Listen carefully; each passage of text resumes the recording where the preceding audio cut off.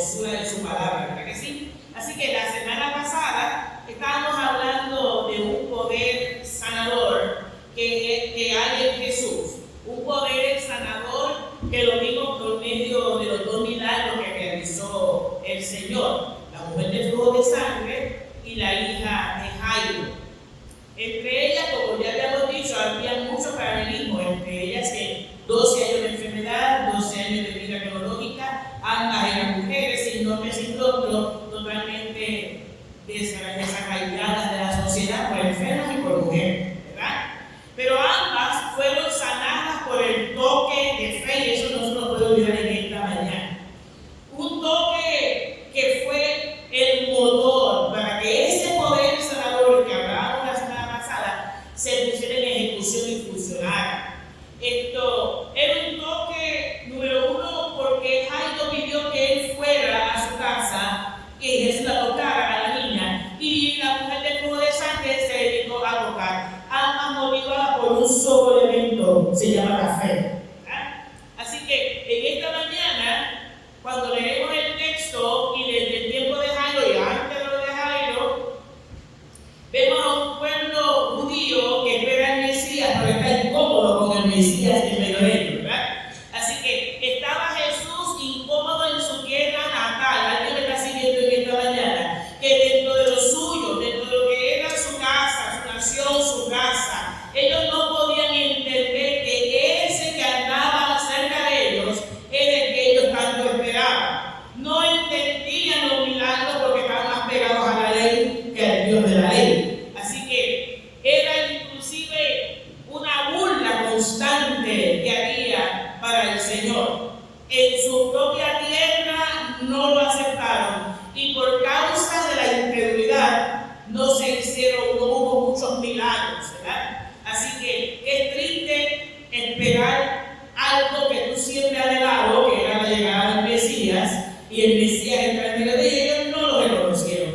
Así que el versículo del 1 al 6 del capítulo 6 de Marcos nos está hablando de esa incredulidad, incluso de los pensamientos errantes que tenían los que estaban sentados en la sinagoga. No se lo diga a nadie, no se lo diga a nadie. Los que estaban sentados en la sinagoga, y muchas veces pensamientos errados dentro de nosotros mismos.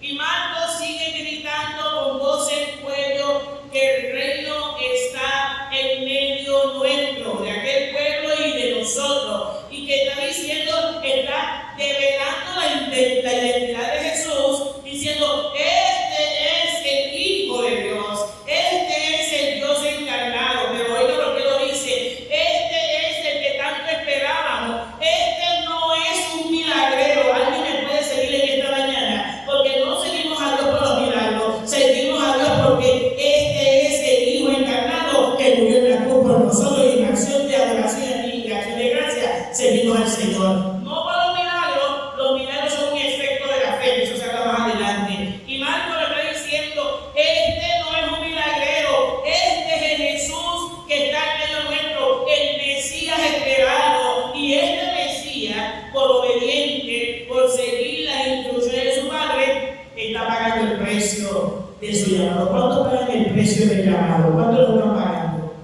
Eso se paga, ¿sabes?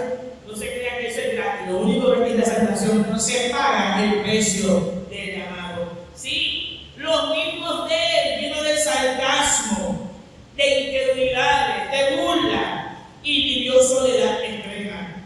De hecho, mientras él estaba enseñando en la sinagoga,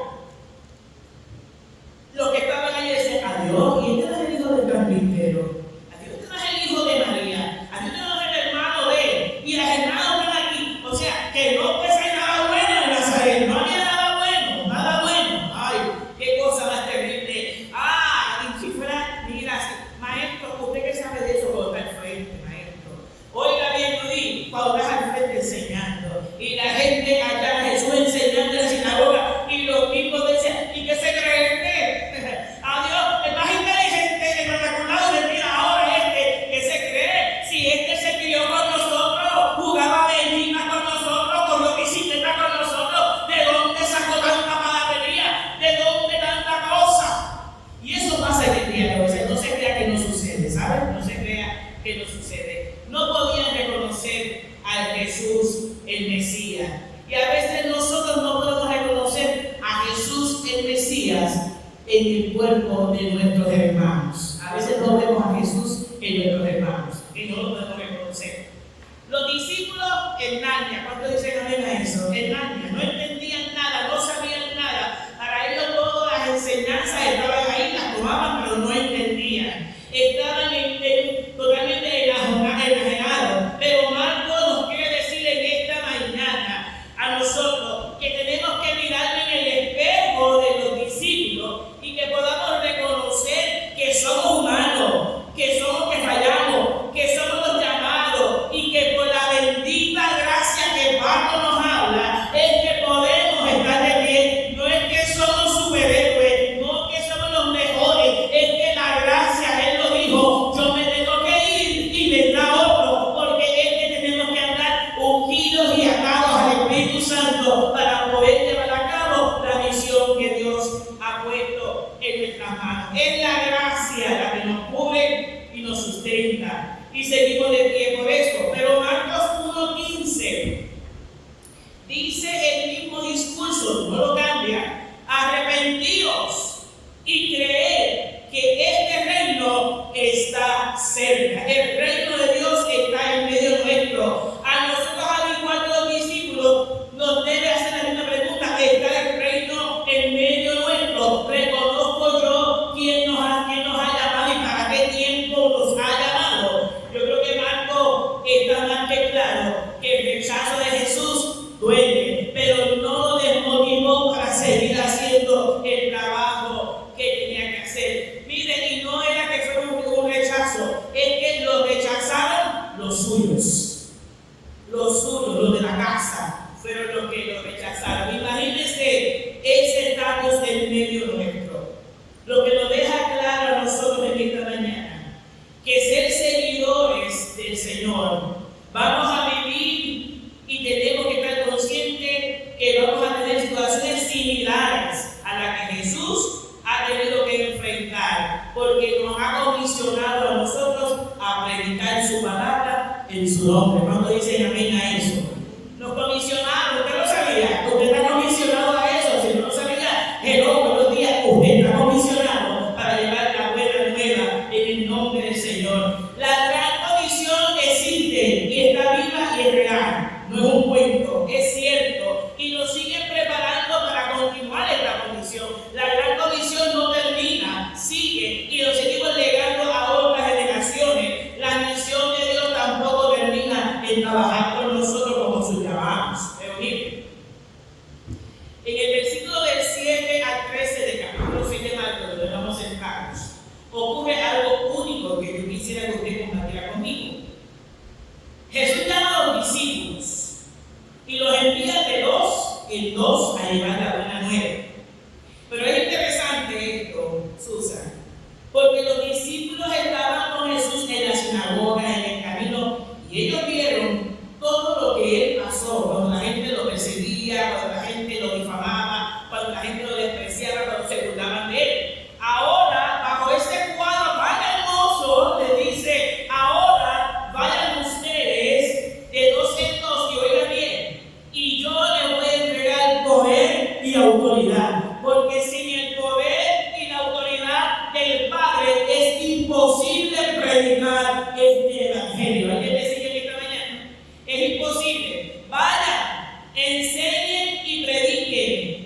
El mensaje y la encomienda tienen que ver con esto que sí está claro: que Jesús nos envió por su gracia, porque es su gracia la que nos sostiene y nos hace entonces caminar. Pero oiga esto, aguántese la pregunta, ahora es que viene lo bueno.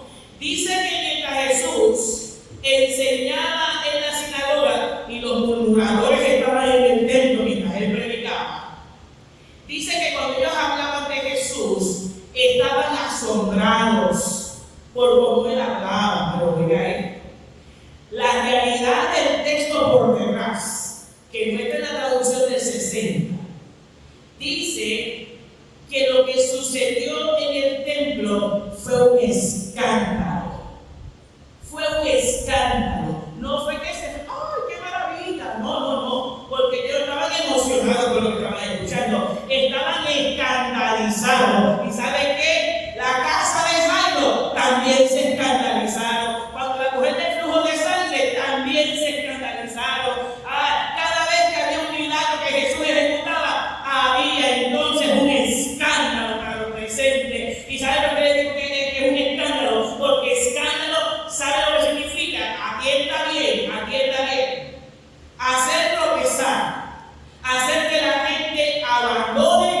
su mal proceder. Por eso es un escándalo, porque la palabra de Dios es un escándalo, porque nos conciencia de pecado. La palabra de Dios nos libera del lazo del cazador. La palabra del Señor nos levanta y nos hace conscientes del camino que debemos tomar. Y le está llamando a los discípulos, ¿saben qué? Vayan y hagan escándalo. Y yo le digo a esta iglesia, levántate y haz un escándalo en el nombre poderoso de Jesús. Nos hace falta escandalizar, porque nos hemos acostumbrado a la livianez, a lo poquito, a lo que se pueda, como quiera. No. Él nos dijo, vete y haz un escándalo, porque la palabra de Dios rompe multitud de pecados y los perdona. La iglesia está llamada a hacer este escándalo. Oiga, es que el reino está cerca.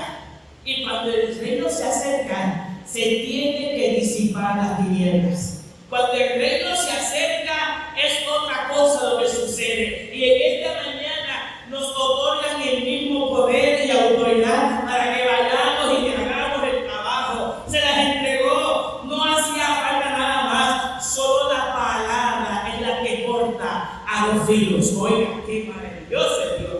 No sé si usted le gustó la palabra, pero a mí me encantó. Y como yo soy escandalosa, me encantó más todavía, ¿verdad? Oiga bien, por eso es que le dice, no lleven nada más. No lleven alforja, no lleven pan, no lleven dinero ni cinto, no lleven dos túnicas, deja la cambiar de ropa, deja eso. Llévate el cordón para que marques el camino. Yo lo estoy entendiendo en esta mañana. Lleve el cordón para que te mantengas firme cuando pierdas el equilibrio. Y lleve la sandalia, la que no se dañaron como tampoco se dañó al pueblo de Israel 40 años con la misma sandalia. Es que nos están comisionando en esta mañana a que seamos escandalosos por su espíritu, que llevemos una palabra que renueve los pensamientos de la gente y le otorgue paz en medio de la tormenta. Oiga, el versículo 10 y 11 es más específico del capítulo 6 de Marcos. Y cito: donde quiera que entrares en una casa, posad en ella hasta que salgáis de aquel lugar. Y si en algún lugar no os recibieran ni oyeren, salid de allí. Sacudid el polvo que está debajo de vuestros pies para testimonio de ellos. Oigan bien. Posad allí hasta que salgas. Que no te muevas de esa casa que te recibió, que te quedes ahí, que no exijas nada, que no pidas nada, porque no te enviaron a un Airbnb, te enviaron a un lugar para que allí cuando entres diga la paz de Dios en esta casa, y la paz de Dios incluye todo lo que esa casa necesita, que aguantes parejo, como diría mi mamá, aguanta parejo, no estés con exigencia, porque cuando Dios te envía, Él te envía con todo su poder, su autoridad y su gracia, y nada nos faltará. ¿Cuánto dice la Biblia eso? No nos va a faltar nada. Ay, pero aguántate ahí, Tony, aguántate ahí a ver un momentito, oye esto. De lo contrario, si vas y no te reciben allí, sacúdete el polvo de los pies. Y es que eso es una señal que dice a la familia que no tenemos ninguna responsabilidad por el juicio que hay de venir allí por cuanto no aceptaron la palabra.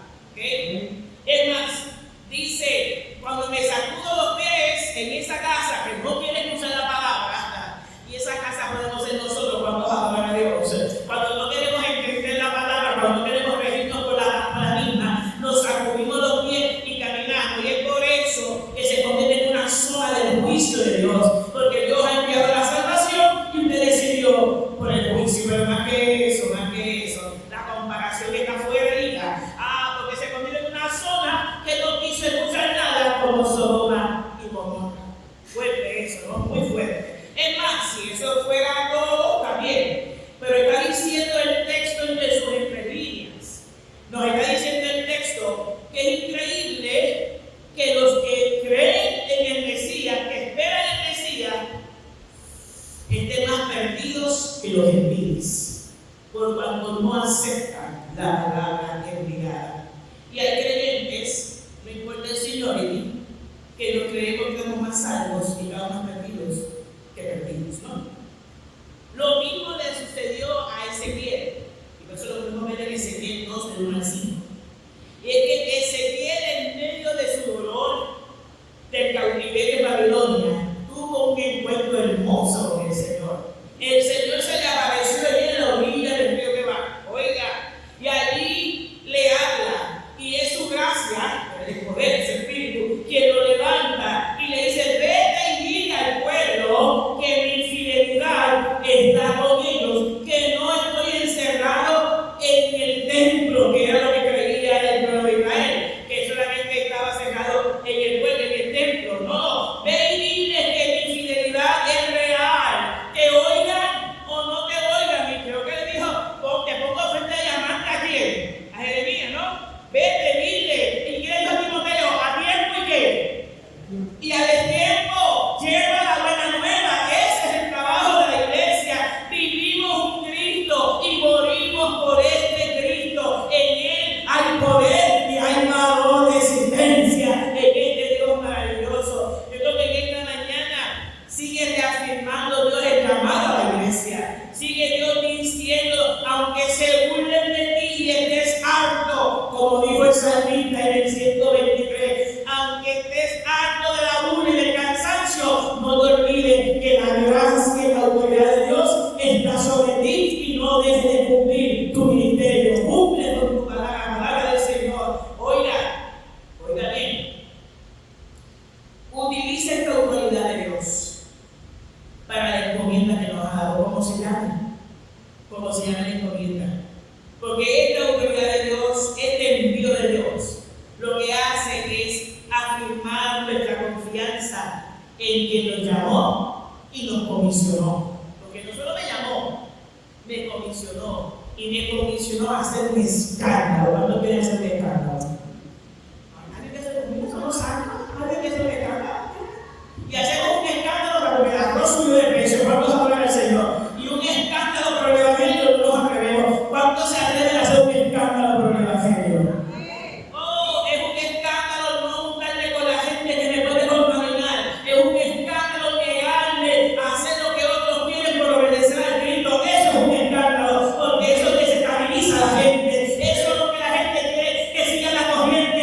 El Señor le dice: vete, predica de 2 en 2, de 3 en 3, como te dé la gana, pero vete y haz un escándalo. El escándalo es producido por el conocimiento de la palabra del Señor. No hay otro escándalo, no es un bochinche, cuidado, no es bochinche, es escándalo por la palabra, vivir por la palabra y ser digno por la palabra. Nos toca a nosotros y a nosotras extender este reino de Dios y cumplir con la misión. Yo creo que nuestro país está sumamente dolido, y a veces miro por encima así la vida. Estamos todos enfocados en lo nuestro. Todos estamos enfocados en nuestro dolor, en nuestra angustia, en nuestro diario vivir. Y se nos olvida que tan cerca de nosotros hay gente que grita y que necesita una palabra de esperanza. Que oye bien, usted y yo la tenemos. Esta palabra de esperanza usted la tiene y yo la tengo. Y no es para almacenarla ni archivarla. Esta palabra de esperanza y de fe hay que llevárselo a la nueva gente para que se conmuevan, para que la gente sienta acompañamiento, para que la gente pueda entender que por más intenso que sea el día que está viviendo, hay un Dios poderoso que sabe consolar, levantar y hacernos sonreír en medio de los malos tiempos. Es que esta mañana Dios nos está diciendo: dile a la gente que yo estoy más cerca de lo que ellos se imaginan. Dile a la gente que en medio de su tormenta yo envío una palabra que le dice: no te juzgo, que acepto como eres. Y eso es un escándalo, porque la gente está acostumbrada al ojo por ojo y al diente por diente. Pero cuando la palabra llega y dice: acepto como eres, como estás, así que no tengas temor, eso es un escándalo que estremece el ser humano por dentro y le mueve el sentimiento del corazón para entender que hay uno